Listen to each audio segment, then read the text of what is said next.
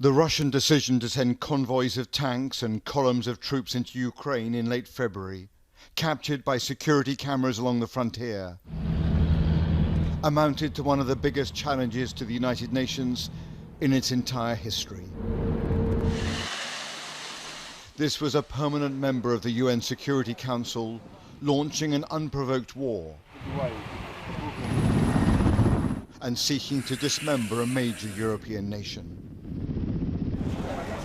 No wonder at the United Nations General Assembly this week, the first since the invasion, that there is a sense of despair as world leaders arrive to debate what happens next and how to minimize the risk of a major new escalation.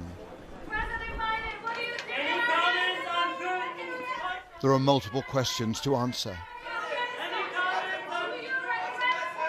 And as President Biden was followed, as always, by a military aide carrying America's nuclear codes, Russia is blackmailing the West by threatening to unleash its most devastating weapons. I have the honor to welcome His Excellency Joseph R. Biden, Jr. President Biden today said the UN itself, not just Ukraine, faces a moment of extreme peril.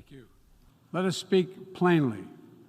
A permanent member of the United Nations Security Council invaded its neighbor, attempted to erase a sovereign state from the map.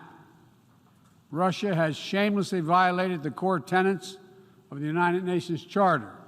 This war is about extinguishing Ukraine's right to exist as a state, plain and simple. Whoever you are, wherever you live, whatever you believe, that should make your blood run cold. The Western powers responded to the Russian invasion with a massive flow of weapons and ammunition, allowing the Ukrainian military to regain territory in the east.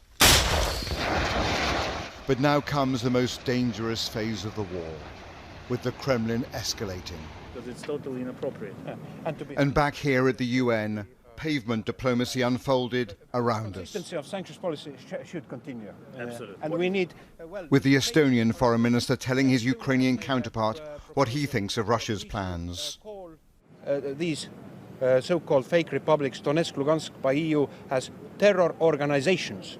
Our court already has done it, and Russia is a state sponsor of terror. And another Russian neighbor, the Latvian president, today accused the Kremlin of taking the world back 2 centuries. Russia maintains a 19th century ideology of imperialism, colonialism, and racism.